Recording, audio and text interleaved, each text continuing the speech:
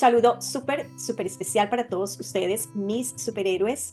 Hoy con un programa muy especial y con un invitado, un gran invitado, Regino Sabarce, ingeniero venezolano, quien nos va a contar su historia. Y esa historia es una inspiración para mostrarnos que cuando queremos las cosas, las hacemos y buscamos información y lo podemos hacer con nuestras propias manos, con nuestra propia inteligencia, con nuestra propia sabiduría, con nuestras propias habilidades. Espero que la experiencia que nos va a compartir Regino el día de hoy sea un faro de luz para todos ustedes que están en sus procesos. Además, porque recuerden, no vamos a parar y no podemos parar. Pueden haber muchas circunstancias en este momento que nos detengan, pero eso no significa que la meta no se va a lograr. Por eso, para mí ha sido muy significativo que Regino haya aceptado esta invitación y nos regale parte de su tiempo para contarnos qué fue lo que hizo, cómo lo hizo y que hoy está en los Estados Unidos cumpliendo la meta que se había propuesto desde hace mucho tiempo. Así que Regino, bienvenido a nuestro canal en Hablemos de Inmigración con Marta Salgado. Cuéntanos de ti, quieres saludar a la audiencia y nos cuentas, por favor, todo lo que puedas contarnos que nos pueda servir para estos procesos migratorios. No, gracias Marta por la invitación, es un gusto estar aquí en tu canal y bueno, un saludo a todos tus seguidores, que sé que son muchos en YouTube. Ahí vamos creciendo poco a poco. Gracias a los aportes de personas como tú, creo que esto es un gran ejercicio que nos sirve a todos. Cuéntanos, Regino, ¿quién eres tú? Por supuesto, ¿no? Yo soy Regino Sabarce, soy venezolano y soy canadiense. Yo inmigré a Canadá en el año 2016 como profesional calificado. Apliqué a un programa federal y me dieron la visa, me otorgaron la visa para mí y para mi familia finalmente en el año 2013 y finalmente decidí pues emigrar a Canadá en el año 2016 con toda mi familia. Soy ingeniero en informática, tengo una maestría en negocios y tengo un doctorado en gerencia de empresas también. Wow. Mi background profesional, bueno, tengo más de 20 años trabajando en las empresas eléctricas en Canadá y también en Venezuela, hace muchos años. Y bueno, durante la pandemia, debido a que recibí muchas llamadas de aquí de los Estados Unidos que estaban interesados en mi perfil profesional y se les complicaba un poco el tema del visado, ¿no? O mejor dicho, me ofrecían un tipo de visa que a mí no me daba como que la seguridad que yo quería. Era un tipo de visa, la que se llama la TN1, que es para los ciudadanos canadienses, pero es como un permiso de trabajo, ¿no? Sí. Y también ofrecían la visa HB1, si mal no recuerdo, pero también es como una especie de permiso de trabajo que no necesariamente te conduce Residencia. a la residencia permanente, ¿no? Entonces, como recibí varias llamadas y de hecho dos ofertas también, que a la final no se pudieron concretar porque yo no quise aceptar ese tipo de visado, me vi motivado pues a hacer mi propia investigación, en buscar alternativas de cómo llegar a obtener pues la Green Card, ¿no? Y de tanto investigar, identifiqué la posibilidad de la visa EB2, ¿no? En programas como el tuyo y también en otros programas de muchos otros youtubers que están disponibles. Hice mi investigación por mí mismo en las páginas de USCIS y bueno, comencé mi proceso por mí solo, digamos, con la ayuda y comentarios que conseguía en YouTube. Preparé mi caso, lo envié y bueno, tuve la oportunidad de que me lo aprobaran, ¿no? Y bueno, estoy aquí en los Estados Unidos, hice mi entrada, digamos, oficial como inmigrante la semana pasada y estoy en el proceso digamos, de explorar oportunidades en mi área profesional. Maravilloso, maravilloso proceso. Vamos a ir por partes y te felicito. De hecho, te felicito. Es el momento para decirte que es de verdad un gran orgullo para nosotros los hispanos y especialmente destacar a los venezolanos estigmatizados lamentablemente en este momento por muchos sucesos y muchas cosas, pero que finalmente son más los venezolanos con grandes capacidades, grandes profesionales que he conocido y que he tenido la oportunidad de conocer aquí en Estados Unidos. y que el ejemplo que tú das con este proceso migratorio nos muestra acerca de las capacidades que tenemos los hispanos y que no hay barreras, no hay ninguna barrera, no existe ninguna barrera para llegar a la meta que queremos. Cuéntame, eh, tú estabas en Venezuela y pediste la visa para Canadá con la intención de irte para Canadá. ¿En algún momento habías contemplado la posibilidad de irte a Canadá o venir a Estados Unidos primero o qué, cómo fue ese proceso? No, mi proceso, digamos que con la crisis venezolana que todos conocemos, ¿no? Comenzó, bueno, digamos, más o menos como en el año 2000. Ujú. Entonces, bueno, comenzamos a pensar, un grupo de profesionales que trabajamos en las empresas allá en Venezuela, y digamos que en ese momento no vimos como que tan fácil emigrar a los Estados Unidos de manera legal o desconocíamos el mecanismo. Ujú. Entonces, en aquel entonces, hablando en el año 2000, 2004, 2005, lo que había era mucha publicidad y mucha información sobre programas de inmigración para Canadá y para Australia, Ujú. ¿no? Entonces, muchos conocidos, muchos ingenieros, conocidos míos, compañeros de trabajo, emigraron a Canadá en aquel entonces. Realmente ninguno emigró a los Estados Unidos. Yo observando esa situación, bueno, hice mi investigación y tuve, bueno, la fortuna de que en ese momento abrieron en Canadá un programa que se llamó Express Skill Worker. Ujú. Era un programa federal que te daba la oportunidad de aplicar como trabajador calificado y trabajar en cualquier provincia de Canadá, cosa que anteriormente, o sea, antes que yo aplicara, era mucho más complejo y era muchos programas, lo que se llaman programas provinciales. O sea, por ejemplo, mucha gente aplicó a los programas provinciales de Quebec y tenían que estudiar francés, pero tenían que quedarse en Quebec, no lo sé, pero sí una cantidad de tiempo, 2, 3, 4, 5 años, y luego poderse mover a otra provincia de Canadá. En el caso del programa federal no tenía esa restricción, sino que, bueno, te daban tu visa y tú buscabas el trabajo o te mudabas a la ciudad que tú querías en Canadá. Ok, o sea, tú solicitaste la visa, ya pues dadas las circunstancias en Venezuela, me voy, obviamente era la opción Canadá, solicitas la visa y te vas a Canadá y buscas trabajo en Canadá, ¿es correcto? Correcto, sí, sí, yo, bueno, estando en Venezuela, eh, aplicaba trabajo en Canadá, ya yo tenía mi visa de residente canadiense, pero bueno, realmente, digamos, para nosotros los venezolanos en aquel entonces, vamos a decir en el año 2013, que fue cuando finalmente me otorgaron mi visa, eh, un venezolano, digamos, profesional, con un ingreso que lo que pagaba una compañía en aquel entonces, no era fácil desde el punto de vista económico, pues moverte hacia Canadá sin un trabajo, ¿verdad? Entonces, yo lo que hice fue invertir mi tiempo en buscar trabajo desde Venezuela y bueno, luego de, de mucho intentar, apliqué, mira, no, sin exagerar, yo aplicaba todos los días a trabajo en Canadá, por lo menos 20 aplicaciones, Wow. 20 aplicaciones. Y recibí algunos emails y recibí algunas llamadas. ¿Okay? Luego de finalmente 3 años, recibí una oferta de trabajo en una empresa eléctrica en Canadá. Entonces fue el momento para mí de lograr mudarme Ujú. hacia la ciudad de... Casualmente tiene un nombre similar a mi nombre, se llama Regina, en Ujú. la provincia de Saskatchewan, en Canadá. ¿Sí? Wow. Y me llama la atención y es bueno que lo tengamos presente todos. 3 años esperando y aplicando diariamente para lograr salir a cumplir un propósito que había. O sea, la decisión estaba tomada, había que hacerlo por las condiciones de Venezuela y se logró con constancia y paciencia, perseverancia. Sí, lo clave aquí es la constancia. Eh, digamos, uno tiene que prepararse, claro que sí, como profesional, y también en el idioma es muy importante, eh, pero la constancia es un factor decisivo para poder conseguir el objetivo. Ujú. Cuéntame, Regino, ¿cómo fue tu experiencia en Canadá? ¿Cómo llegaste en el año 2013 a Canadá? Y, Bueno, mi experiencia es compleja, ¿no? Porque a mí me otorgaron la visa de inmigrante en Canadá en el año 2013, ¿no? Ujú. Y te dan 6 meses para que entres a Canadá, ¿no? Y yo efectivamente hice lo que se llama el landing process, que es el proceso de inmigración antes de esos 6 meses, en el año 2013 en Toronto, Canadá.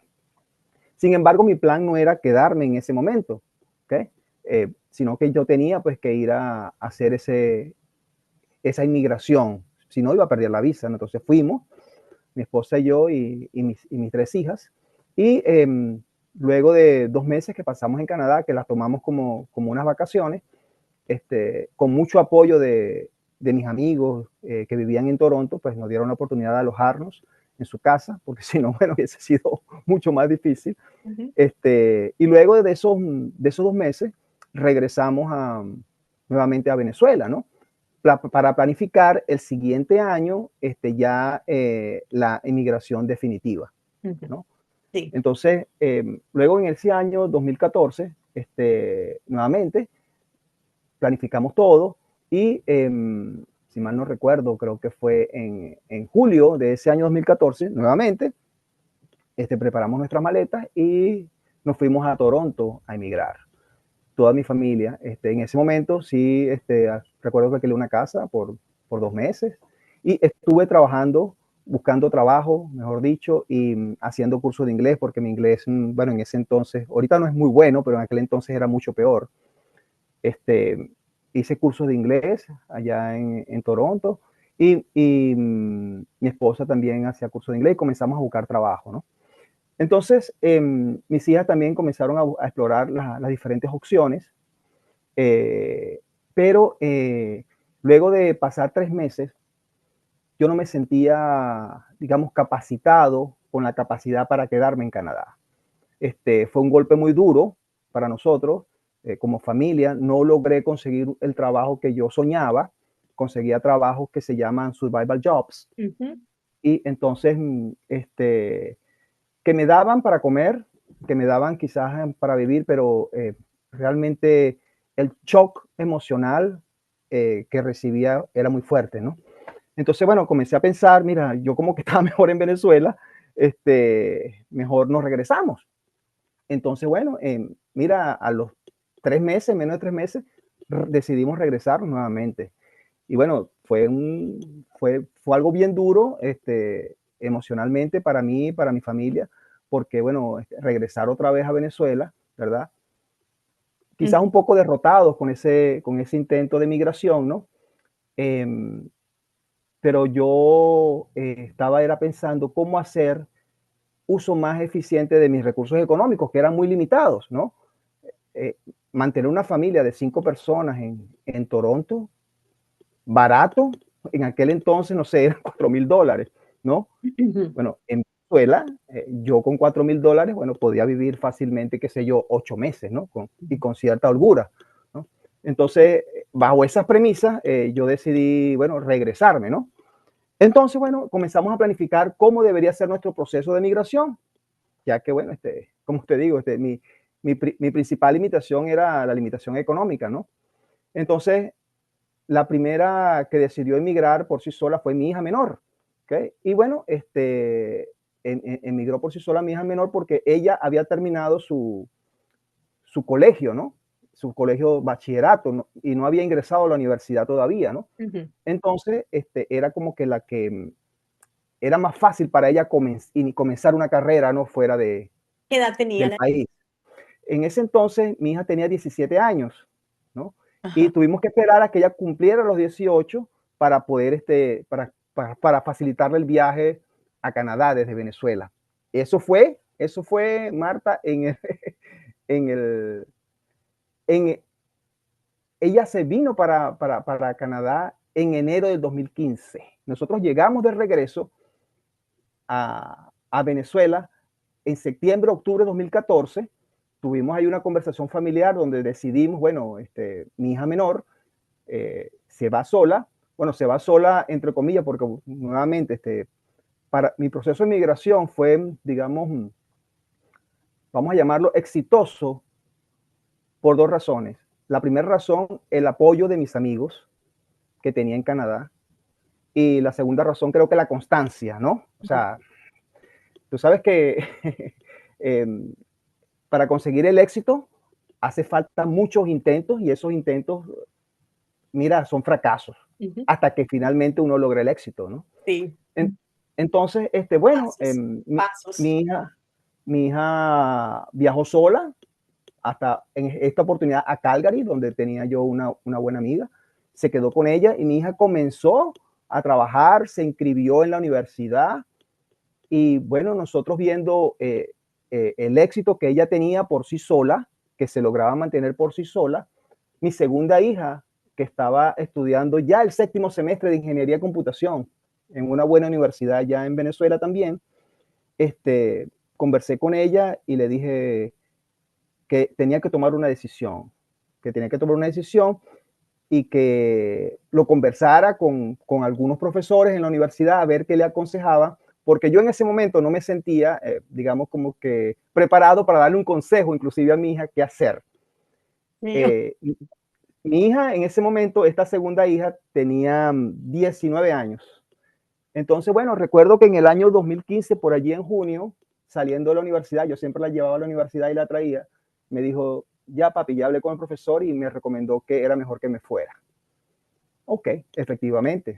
Entonces, en ese momento, ya mi otra hija ya vivía en una residencia. Hablamos con ella para ver si mi segunda hija se podía quedar con ella. Dijo que sí, no había ningún problema. Y yo acompañé a mi segunda hija hasta Calgary, a dejarla en Calgary. Y para también, pues, digamos, darle una vuelta y supervisar cómo estaba La la chica, hija menor, sí. la chiquita. Entonces, bueno, mira, las dejé allí. Y esto es increíble. Mi hija, esta segunda hija mía, nosotros llegamos a Calgary y al segundo día nos fuimos a caminar por un centro comercial que es muy famoso en Calgary, se llama Chinook Center. Y Ujú. entonces había muchas tiendas que decían buscando personal hiring. Y ella fue a preguntar en Zara e inmediatamente la contrataron. Y ella estuvo trabajando en Zara y pagó toda su universidad trabajando en Zara, Wow. Marta. Sí. Qué Bueno, bien. esas dos pequeñas, una es, tiene, ya ella, la menor es bachelor en marketing Ujú. y trabaja como coordinadora de marketing en una empresa que fabrica drones en Calgary. Y la otra hija, la menor, la segunda, perdón, ella es, también tiene un bachelor, pero en interior design. Entonces Ujú. trabaja en una empresa de arquitectura para Ujú. diseños de interiores. Sí. Sí. Entonces, bueno, entonces estaban las dos ya en Canadá. Yo me regresé a Venezuela, te puedes imaginar, pues con bien triste, Ujú. dejando a mis dos La hijas soledad. allá solitas en Calgary. Sí. Me regreso a Venezuela con mi esposa y con mi hija mayor, que estaba estudiando medicina. Entonces ya ella iba adelantada estudiando medicina. Eso fue en agosto del año 2015. Ujú. Pasó ese 2015, comenzó el año 2016 y yo creo que el año 2016 fue uno de los peores años en Venezuela en toda esta crisis. Sí. Mira, no había, inclusive con dinero, no había la posibilidad de comprar alimentos o los insumos básicos. Ujú. Entonces, recuerdo que por allí en marzo, abril de ese año, mi esposa me dice, no tenemos nada que comer. Entonces le digo, bueno, ¿qué vamos a hacer? Vamos a ver qué hacemos. Entonces, mis hijas que estaban en Calgary nos comenzaron a ayudar, ¿ok? Enviando algún dinerito poco, pero que ayudaba de alguna manera a, digamos, a sustentar pues, los gastos mensuales, ¿no? Porque el tema aquí era, Marta, y todos los que me escuchan, es cuando uno está en esta situación de incertidumbre de la inmigración, es importante salvaguardar los ahorros. ¿Okay? Porque una vez que tú te comes los ahorros, pues es muy difícil que tomes alguna decisión. Es Ujú. muy difícil que te puedas mover a Ujú. cualquier parte, pues moverse internacionalmente a un venezolano en el año 2016 era muy caro. Ujú. Entonces, bueno, luego de eso, en el año 2016, como te dije, yo aplicaba todos los días, qué sé yo, 20, 30 trabajos. Mi esposa me dice eso, que mira, estamos muy apretados aquí. Yo le digo, bueno, tú tienes que tomar la decisión si nos vamos a ir o nos vamos a quedar. Y finalmente, en, en junio, ella me dice, no, nos vamos y vamos a hacer ya lo que sea, cualquier tipo de survival jobs allá en Canadá y ya no importa nada porque, bueno, La ¿qué hacemos? sobrevivencia. Era Sí, sobrevivencia. ¿qué hacemos? ¿Qué hacemos? Entonces, bueno, yo, sin embargo, seguía aplicando y finalmente nosotros llegamos a Canadá el 4 de julio, a Calgary. Y lo increíble del tema es que una semana antes de mi viaje, yo apliqué a un trabajo. Y ese día que llegué a Calgary, llamaron a mi hija que me querían entrevistar. Y ese fue mi primer trabajo profesional como ingeniero en Calgary, perdón, en Canadá, que fue en Regina, en una empresa muy, muy importante ya que se llama SaskPower, que es una empresa eléctrica, una utility. Y bueno, entonces, de verdad, a partir de ese momento, mi panorama, tanto profesional como familiar, cambió y comencé a ver las cosas diferentes, de manera diferente. O sea, Sí, llegaste a Canadá el 4 de julio del 2016, empezaste a trabajar exacto. en tu campo. ¿Cómo hiciste para el Sí. inglés? No hubo problema. Mira, yo, yo toda la vida estudié inglés, no sé, por lo menos una hora a la semana. Y era básico realmente, pero yo creo que, o sea, básico intermedio, digamos, básico intermedio. Pero en Canadá, el nivel de tolerancia con los que no hablamos inglés bien es bueno, es bastante aceptable. O por lo menos eso ha sido mi experiencia, ¿no? En esta empresa realmente, mira, gente excepcional me dio la oportunidad. Y déjame decirte, mi trabajo es hablar, mi trabajo es hacer exposiciones, es explicarle a los directores y a los gerentes eh, cómo funcionan las aplicaciones o las tecnologías, ¿no? Ese es mi trabajo. Entonces, bueno, me tocó apoyarme muy fuerte en presentaciones, haciendo presentaciones y grafiquitos en PowerPoint y en cualquier otra herramienta. Sí. Pero finalmente, luego de, digamos, de 2 años, mi inglés mejoró, también con la ayuda de toda esa gente maravillosa de los canadienses. No, y además ya el trabajo, ya inmerso en esa cultura, inmerso con el idioma, obviamente eso lo ayuda muchísimo para Y, avanzar. sí, no, y lo bueno que esa oportunidad de trabajo en esa ciudad que queda más o menos remota de Canadá, eh, aparte de mi esposa y yo me tardé 3 meses en conseguir a otra persona que hablara español. Cuando escuché a otra persona hablando español allí en esa ciudad, mira, nosotros nos emocionamos. Que me recuerdo fue en un semáforo, una colombiana. ¡Wow! Sí. Increíble. Ven, Regino, y después de que llegaste, ¿en cuánto tiempo te hiciste ciudadano? ¿Cómo fue ese proceso en Canadá? No, bueno, entonces para ser ciudadano en Canadá tienes que tener como requisito 5 años, si mal no recuerdo. Bueno, cumplí mi requisito de permanencia, el tiempo reglamentario, creo que son 5 años. No, realmente no recuerdo. No tomen esto Era, como estrictamente como verás, pero digamos, sí pasó el tiempo, digamos esos 5 años, y yo inmediatamente apliqué a mi ciudadanía canadiense y estudiamos para presentar el examen, que realmente es algo sencillo. Presentamos el examen, nos hicieron la juramentación y ya a las 2 semanas ya yo tenía mi pasaporte canadiense. maravilloso. ¿Eso fue cuándo? Eso fue, ya te voy a decir, 2016, 17, 18, 21. 19, 2020, 2020. Yo creo que eso fue en el año 2020. Ujú. Sí. Ok, bueno, ahora vámonos a nuestro interés de la visa B2 de interés nacional. ¿Cuándo te picó ese bichito para decir me voy para Estados Unidos? ¿Por qué resolviste venirte de Canadá para Estados Unidos? ¿Y cómo empezó esta historia con nuestra visa EB2 de interés nacional? Cuéntanos un poco.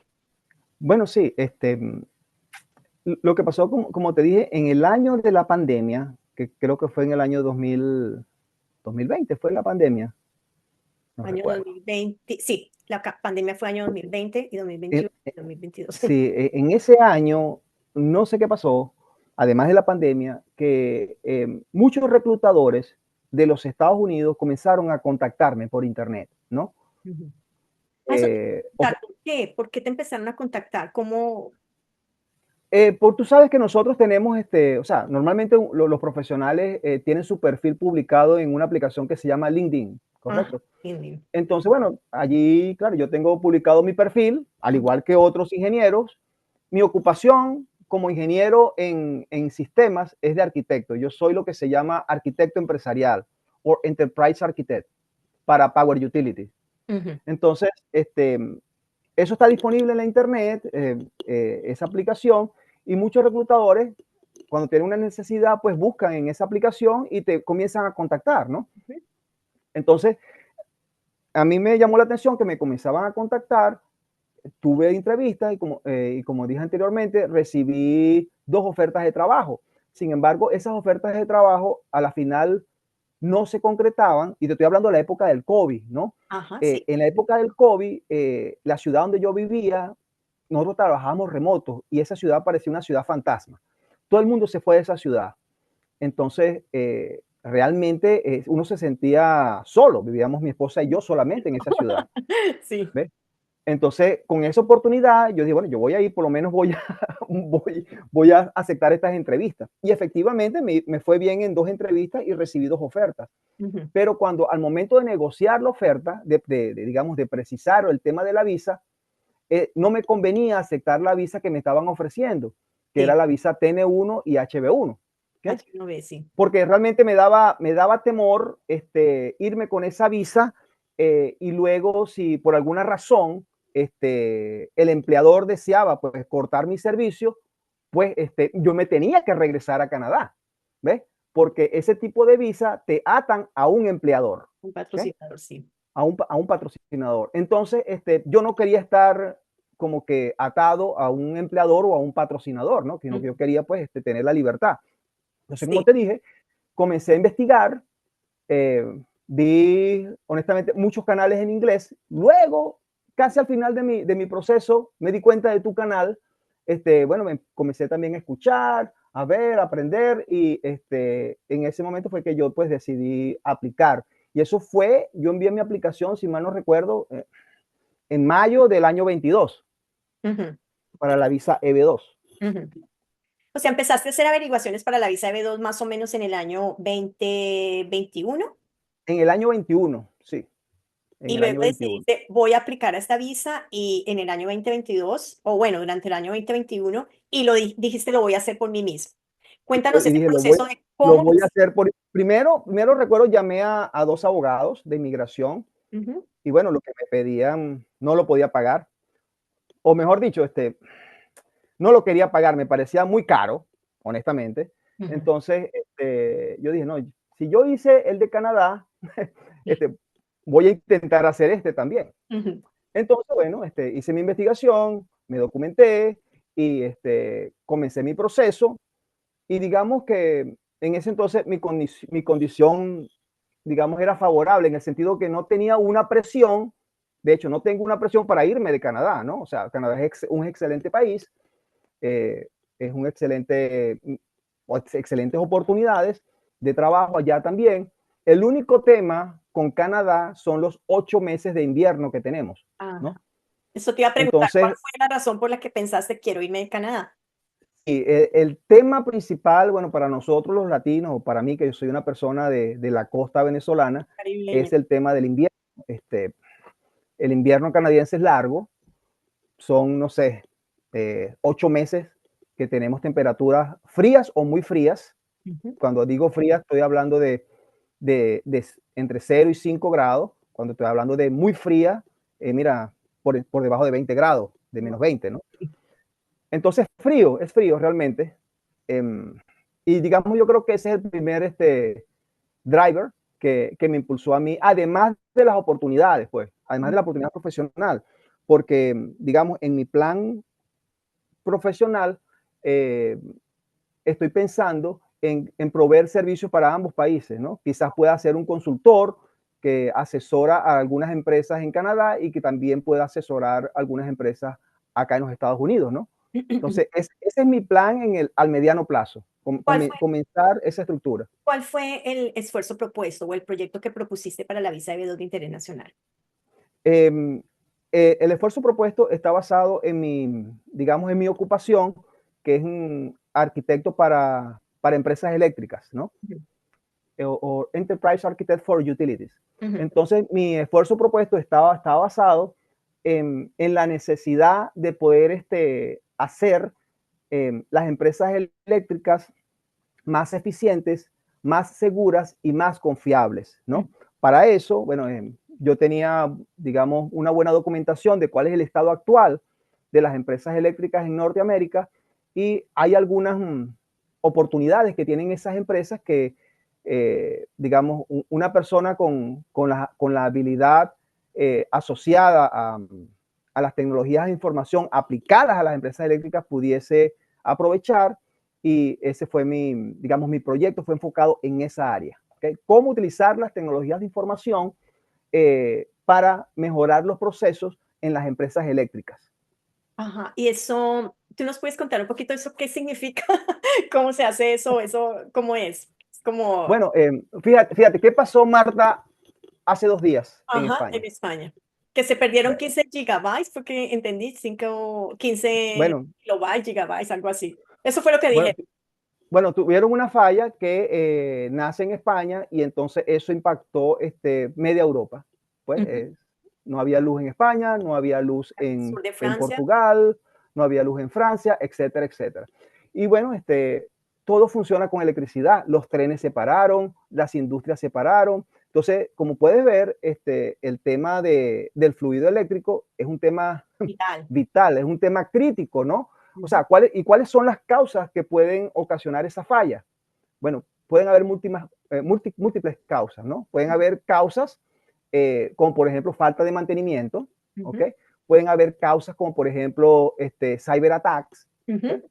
O pueden haber causas relacionadas a, no sé, digamos, una mala operación de una maquinaria, de alguna infraestructura, ¿no? Durante la operación, ¿no? Sí. Entonces, digamos, un arquitecto empresarial enfocado en las empresas eléctricas tiene que visualizar varias perspectivas. Tienes que visualizar la perspectiva de las personas, es decir, quiénes son las personas que operan, mantienen y regulan esas empresas. Tiene que visualizar cuál es la tecnología que soporta a esas empresas, la tecnología si es obsoleta o no, si Ujú. está actualizada, si está bien utilizada.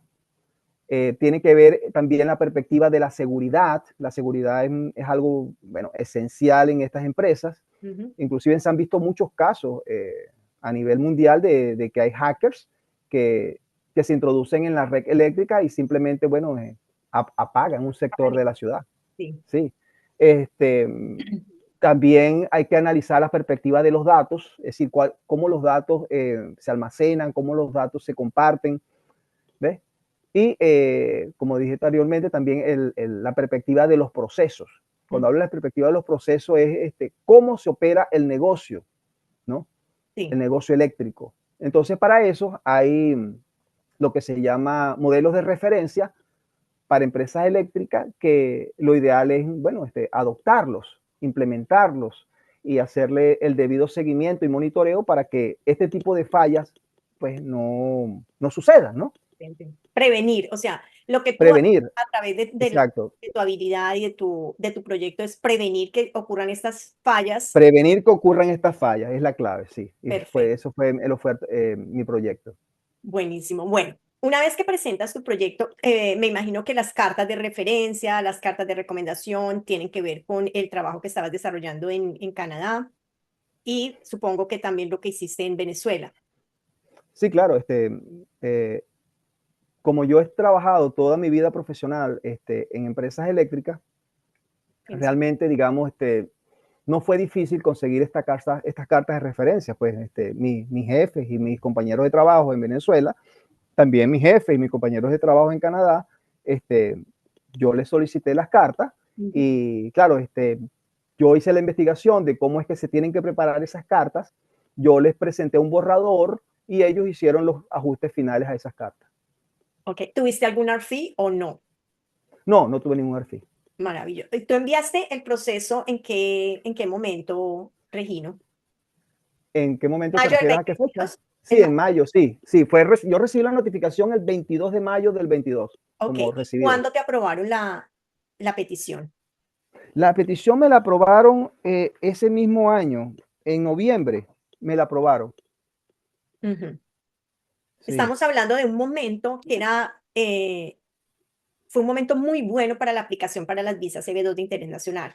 Estaba empezando el boom, estaban recibiéndose los proyectos y estaba el proceso muy, muy rápido porque no habían tantos aplicantes, no había tanto, tanta petición que se estuviera presentando como en este momento, que te cuento que el trámite está tardando más de un año para la aprobación. Así que fue un momento propicio, además, porque ya tenías una visa disponible. De hecho, no tuviste que esperar el boletín de visas, ¿correcto?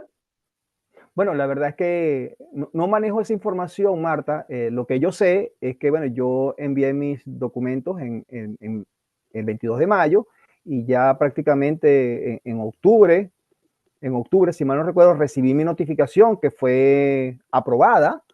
Y luego en diciembre de ese año me pidieron unos documentos adicionales. ¿Pero esos documentos que te pidieron fue en el consulado? No, fue allí. Me llegó una notificación, que aquí la tengo, donde me piden, ya la tengo aquí a la mano.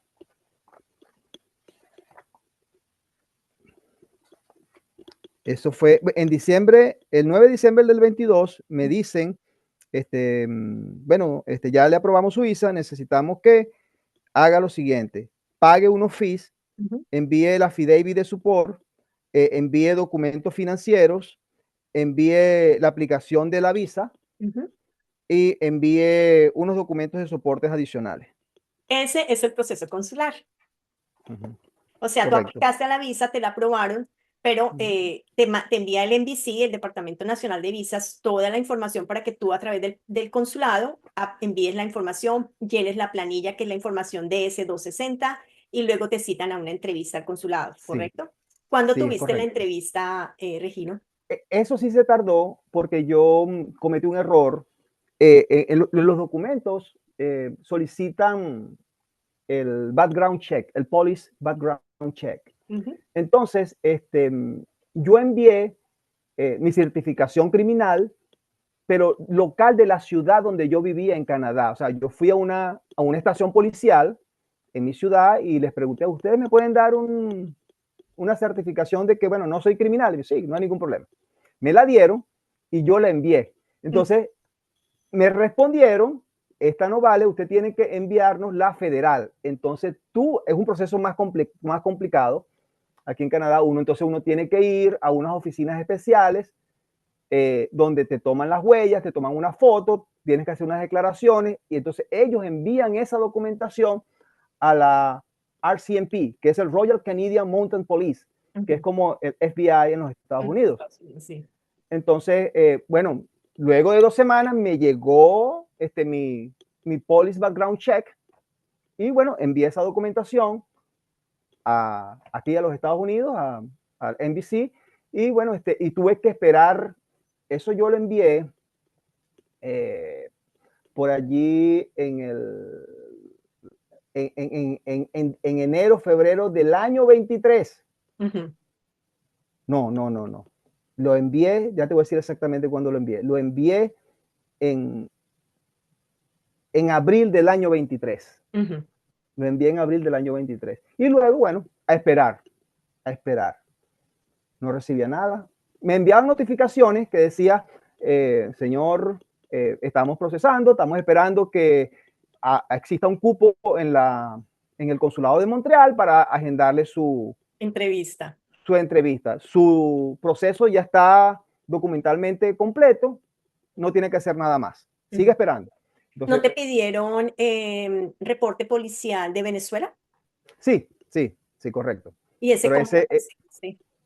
perdón. ¿Ese cómo lo conseguiste? Justamente tengo una persona que es venezolana, tiene su entrevista en el consulado en Bogotá y ella está buscando ese reporte para poderlo llevar al consulado. Entonces, qué rico que nos cuentes cómo hiciste. Sí, bueno, en ese año, lo que pasa es que en Venezuela las cosas cambian con frecuencia.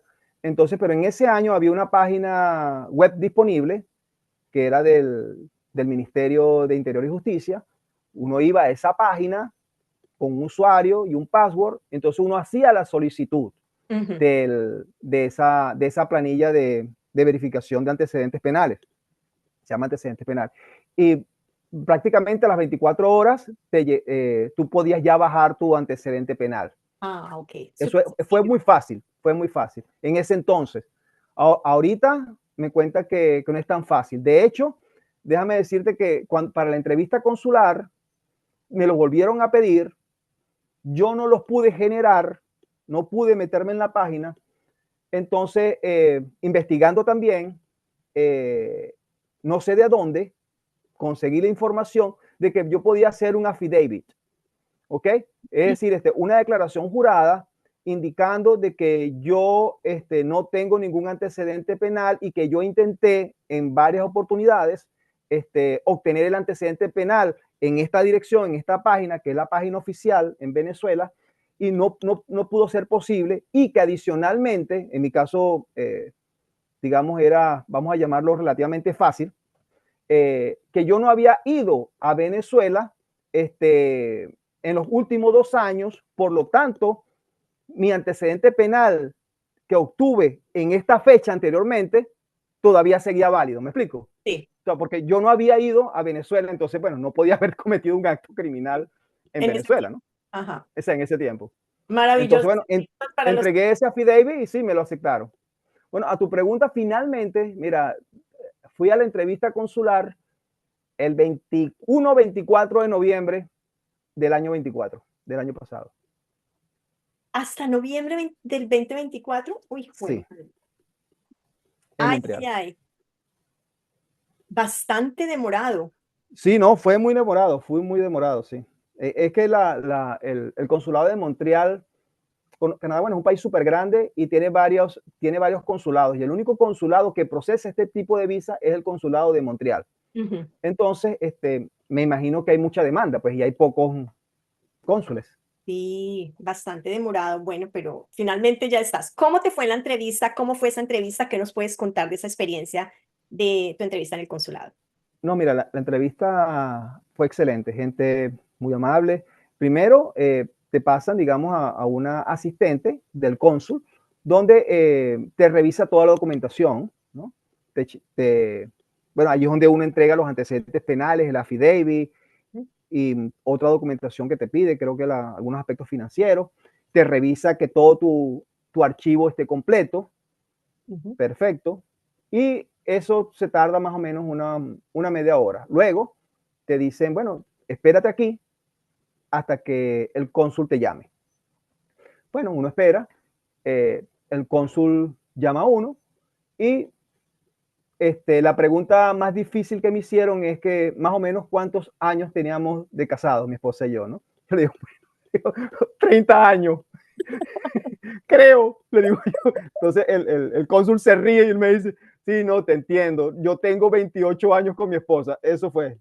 Entonces me dijo, felicitaciones, tienes tu visa aprobada y ya, estamos listos. ¿Alguna otra pregunta interesante sobre tu proyecto, sobre qué pensabas venir a hacer o algo? No, nada, nada, no me preguntaron absolutamente nada. Ah, bueno, me preguntaron adicionalmente a qué ciudad me pensaba ir. Yo les dije que estaba pensando o Florida, el estado de Florida o Texas. Ujú. Me preguntó por qué. Yo le dije, bueno, porque allí es donde he observado oportunidades de trabajo y por el clima. Entonces, bueno, ok. No más. Sí, no, esas fueron las dos preguntas. ¿La entrevista te la hicieron en inglés? Sí, en inglés, claro. Claro, tiene que ser en inglés allá. Sí. ¿Alguna otra experiencia que quisieras compartir respecto de la entrevista o del proceso? Eh, Mira, yo creo que la clave es tener toda la documentación completa, siempre tener también tu copia de todo documento que envíes, lo tienes que tener también a la mano, ¿no? Exactamente lo que envías, no lo que creas que envíes, porque a veces uno se confunde y tiene una copia de algo que no es exactamente. Ujú. Entonces tienes que tener todo eso a la mano para cuando te pregunte, pues tú puedas sacar tu evidencia, ¿no? Ujú. Sí, eso lo tienes que tener, sí. O sea, Pero por lo demás, o sea, que es lo correcto, ¿no? O sea, ujú. que es lo correcto, sí. Pero eso requiere, bueno, por lo menos yo tengo aquí, fíjate, todavía tengo mi archivo, no lo puedes ver. Yo tengo aquí una carpeta con que tengo toda mi documentación en caso que, que surgiera alguna pregunta de esta conversación, pues yo tengo aquí mi documentación a la mano. Regino, ¿cómo fue tu entrada a los Estados Unidos en este momento? O sea, tú llegaste a Miami ya, ¿cierto? A Florida. Em, ¿Cuándo fue que llegaste? ¿Hace como un mesecito? No, no, yo llegué el 20 ¿El de 20 abril, de abril? ¿sí? Menos de un mes, hace poco. ¿Cómo fue esa entrada? Ahorita con todas estas circunstancias, ¿cómo fue? ¿Cómo llegaste? ¿Te preguntaron algo? ¿Qué pasó? ¿A ti No, te mira, dieron tú un sabes, sobre amarillo en el consulado para entregarlo? sí, Claro, entregan 2 sobres, o sea, entregan un sobre para cada persona. Entonces dice, no lo puedes abrir, no lo puedes abrir. Prácticamente es tu archivo, es tu file. Entonces, uno lo entrega allí al oficial de migración. En el caso de las personas que viajan de Calgary a Miami, uno hace la migración en el aeropuerto de Calgary, en Canadá, ¿no? No lo haces aquí en los Estados Unidos, lo haces allá. Allá está Custom Border. los oficiales americanos, ¿no? Entonces, uno, pues, igualito, como un viaje normal, uno llega y se consigue al oficial, te pide el pasaporte, él con el pasaporte ve la visa y sabe que tú vas a emigrar. Entonces, en ese momento te pide los sobres amarillos, los archivos, uno se los entrega. Y me dijo 2 cosas, felicitaciones, este es un gran día para ustedes. ¿A qué dirección les envío la Green Card? Entonces ya yo tenía la dirección donde me iba a enviar la Green Card, se la entregué, lo tenía por escrito. Me preguntó quién vivía ahí, yo le dije mi hermano. Y listo, bienvenidos, sigan adelante. Maravilloso, felicitaciones. O sea, fue un aterrizaje súper suave y un proceso excelente, Regino. Aquí es donde pienso yo que, y no sé si tú compartes la idea de que el proceso realmente es fácil. El proceso es fácil, lo que requiere es disciplina y organización, es lo que requiere, ¿no? Entonces, eh, hay que dedicarle tiempo, hay que organizarse, hay que planificarse y comenzar a hacer las cosas. Normalmente, y bueno, y trato de hacerlo así en muchas cosas en mi vida, comienzo siempre por lo más fácil. Entonces, cuando termino una tarea que es la más fácil, luego voy para la otra que es menos fácil, hasta que finalmente cuando yo pienso que algo es muy difícil, resulta que cuando ya resolví toda la fácil, la que era difícil ya no es difícil.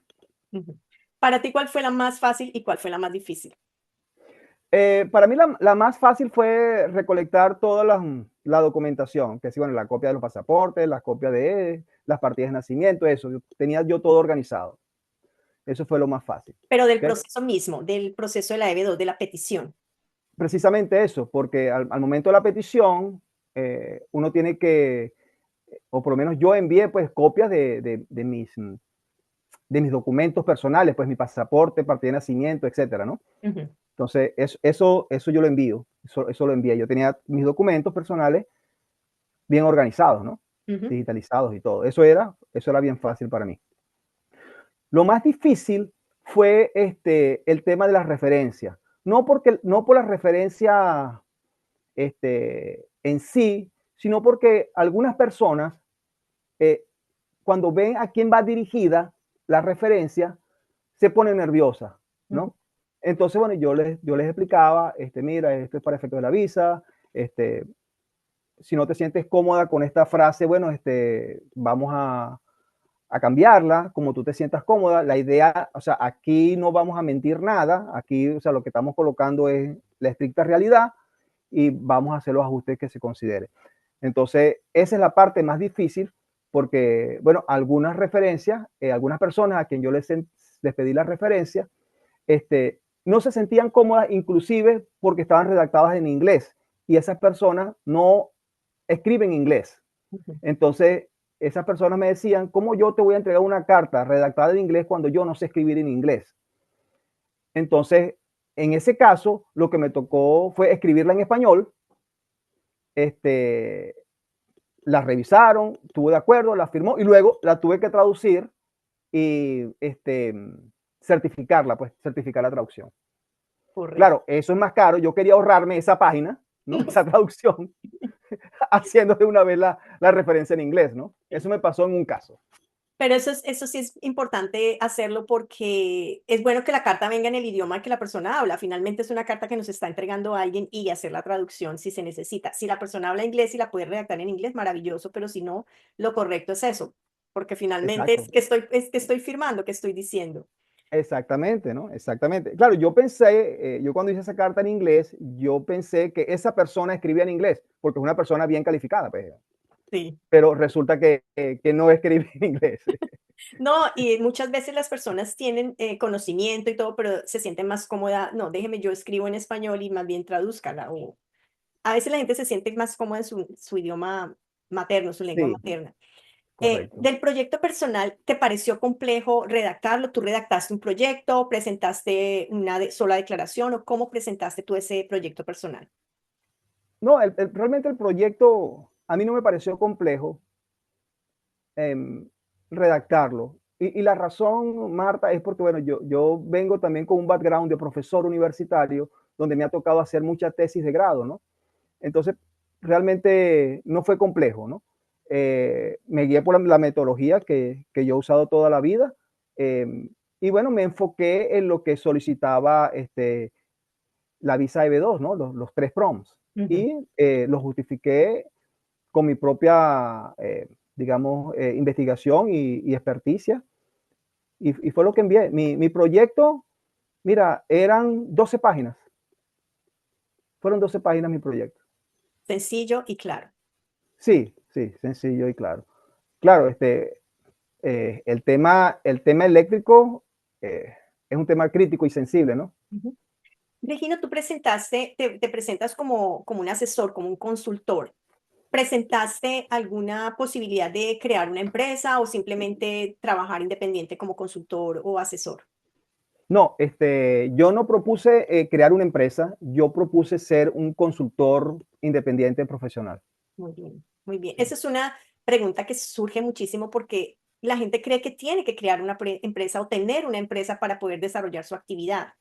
Entonces, no necesariamente tenemos que decir, voy a constituir una empresa para que a través de esa empresa hacer la consultoría o la asesoría. Simplemente es cómo voy a aportar yo mi experiencia, mi conocimiento a través de consultorías. De hecho, a través de trabajar con empresas o compañías que necesiten esa experiencia, esa experticia. Entonces, no es que tiene que ser una empresa y presentar un plan de negocios para que la visa tenga éxito. De hecho, muchas veces tener una empresa y presentar un plan de negocios puede ser contraproducente si me voy a desarrollar como un profesional en un área específica. En mi caso, yo no, o sea, lo hice por servicios profesionales como consultor, no mencioné nada asociado con que iba a crear una empresa o una corporación. Buenísimo, buenísimo. ¿Qué experiencia o qué quisieras compartir con todas nuestras audiencias acerca de lo que fue este proceso para ti? ¿Y cuándo vas a empezar tu proceso? ¿Cómo va esto? Bueno, yo creo que la principal recomendación es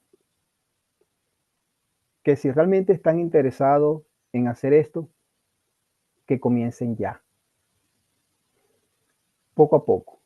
Muchas personas no lo arrancan porque dice, esto se me va a tardar 2 años o 3 años. Resulta que 2 años pasan súper rápido. Entonces, por eso no lo comienzan, ¿no? Entonces, mi invitación es que si realmente están interesados, comiencen a hacerlo ya, poco a poco. Y a cabo de 2, 3 años, van a tener pues una respuesta, una oportunidad de obtener pues su visa. ¿Cuál crees tú que es el camino más, como más importante para empezar? ¿Por dónde, si yo te dijera por dónde empiezo, Regino, qué debo hacer para empezarlo? ¿Qué me aconsejarías tú o qué nos aconsejas desde tu Lo experiencia? primero, yo aconsejaría, por ejemplo, te lo voy a explicar con un caso, ¿no? Tú sabes que los ingenieros, por ejemplo, los ingenieros en computación, o mejor dicho, los ingenieros en computación no es una ocupación por sí misma, ¿no? Un ingeniero en computación puede tener muchas ocupaciones, ¿ok? Por ejemplo, puede ser un desarrollador de software para sistemas de control, esa es la ocupación, ¿verdad? Desarrollador de software para sistemas de control.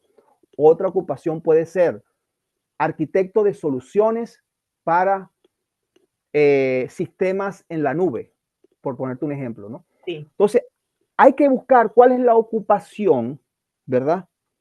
Que pueda tener ese impacto e importancia nacional y entonces, en base a esa ocupación, puedes hacer tu búsqueda en las páginas, tú sabes, que están disponibles en Internet de búsquedas de trabajo como Indeed, como Workopolis, todas esas páginas, y ver cómo es la demanda de esa ocupación en los Estados Unidos. No, no como ingeniero de computación, no. Es lo que te dije, arquitecto de soluciones para tal tecnología o desarrollador de software para tal tecnología. Maravilloso. Entonces, cuando tú identificas esa ocupación, que es algo que tú puedes hacer, que has tenido experiencia en eso, ese es el primer punto. Saber cuál es la ocupación, que no necesariamente es el título que tú ocupas ahorita en tu trabajo o en tu ejercicio profesional. Quizás es algunas de las funciones, ¿no? Pero para efectos de la aplicación de esta visa y para efectos de planificar tu proyecto, tú tienes que articularlo de esa manera. Mejor no lo pudiste haber dicho. Es exactamente eso, porque no hay que confundir, y ahí es donde vienen los ARFI y las negaciones, porque se confunde la profesión, el campo del ejercicio de esa profesión, con lo que realmente es lo que yo voy a plantear a través de una ocupación. Con la ocupación es donde yo estoy mostrando cuál es la habilidad que yo tengo en determinado campo o en determinada área. Y ahí radica la facilidad de entender el proyecto personal. Exactamente. Exactamente. Entonces, de verdad que vale oro esta información para que a través de otras expresiones y de tu propia experiencia podamos entender cómo encontrar el esfuerzo propuesto sin mayores complicaciones, porque no es enviar un paquete un proyecto de 30, 40 páginas en donde estamos explicando tantas cosas que el oficial ni siquiera tiene tiempo de leer, es simplemente presentar exactamente lo que yo quiero que el oficial vea y que pueda yo desarrollar o mostrar cuál es la importancia nacional de lo que yo estoy presentando. Mi pregunta siguiente es acerca de la importancia nacional. ¿Tú hiciste investigación a través de qué tipo de documentación para la importancia nacional? ¿De Bueno, páginas yo de sí, gubernamentales? hice investigación a nivel de gobierno, de páginas oficiales del gobierno de Estados Unidos.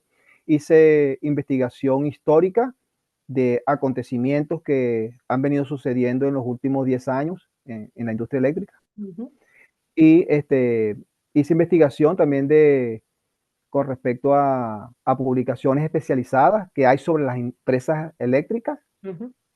Me documenté y extraje artículos de esos documentos. Y por supuesto, hay que citar la fuente. Sí, Regino, ¿y tuviste cartas de intención? ¿Presentaste con tu proyecto cartas de intención de posibles empresas con las que ibas a trabajar o ibas a asesorar? No, no apliqué, no presenté ninguna carta de intención. Ok. Todo esto nos muestra que preparar el proyecto desde nuestra propia vivencia y experiencia hace que el proceso sea fácil. Aquí lo complicado es que tenemos que dedicarle tiempo para organizar ese proyecto, para organizar la documentación que soporta ese proyecto, las pruebas que necesita la Oficina de Inmigración para demostrarles que tenemos un perfil, un profile que puede mostrarle al oficial que estoy bien posicionado y que voy a ser beneficiosa para los Estados Unidos. Si nosotros tenemos la experiencia y tenemos ese proyecto, es muy fácil seguir ese paso a paso, dedicarle tiempo y conseguir esa evidencia para soportar un muy buen proyecto. ¿Algo más que quieras compartirnos, Regino? Bueno, estoy a la orden para cualquier consulta puntual, con mucho gusto. También, bueno, para ti, Marta, te agradezco. Por cierto, cuando conversamos para coordinar esta entrevista, tú me preguntaste que si había pagado los aranceles para la Green Card.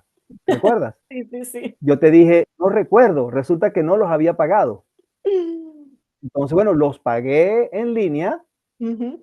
en aquel entonces y bueno, resolví eso gracias a esa conversación. Ay, qué bueno, qué bueno. Regino, inmensamente agradecida por lo que has compartido con nosotros. Pienso que tiene muchísimo valor.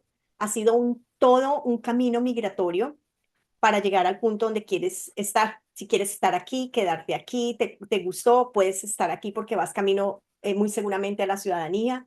También tienes la ciudadanía canadiense, tienes las puertas abiertas para muchas cosas. y en un país en donde hay muchas oportunidades y muchas cosas valiosas que pueden hacerse, ¿no? Vamos a ver con todos estos cambios gubernamentales cómo se comporta, cómo se sigue comportando esta economía y cómo podemos nosotros seguir construyendo nuestras profesiones y nuestros sueños y abriendo camino para otras personas que quieren inmigrar, porque así como podemos ver que este país tiene un tropiezo económico, no me imagino cómo está Latinoamérica, no me imagino cómo está Centroamérica, cómo se afecta por todas las decisiones económicas y las circunstancias políticas que estamos viviendo a nivel global. Entonces, esta es una gran experiencia. Muchísimas gracias por compartirlo. Eres un súper, pero súper héroe y un ejemplo a seguir, un ejemplo para imitar y una luz para que todos entendamos que lo que se quiere, lo que queremos conseguir, lo podemos conseguir si no paramos de intentarlo. Así que muchísimas gracias, Regino, por haber compartido esta experiencia con nosotros. No, muchas gracias a ti, eres muy amable con esas palabras. Con mucho gusto compartí mi experiencia y bueno, cualquier otra información o ayuda que pudiese necesitar, bueno, estoy a la orden. Muchas gracias, Regino. En nombre de todos, te agradecemos infinitamente, muchos éxitos y muchas bendiciones. Y hasta aquí les dejo esta información el día de hoy. Si les gustó este video, denle un like, suscríbase al canal, compartan la información y nos vemos en un próximo video. Gracias, Regino. Muchos aplausos y bendiciones para ti y para tu familia. Gracias a ti.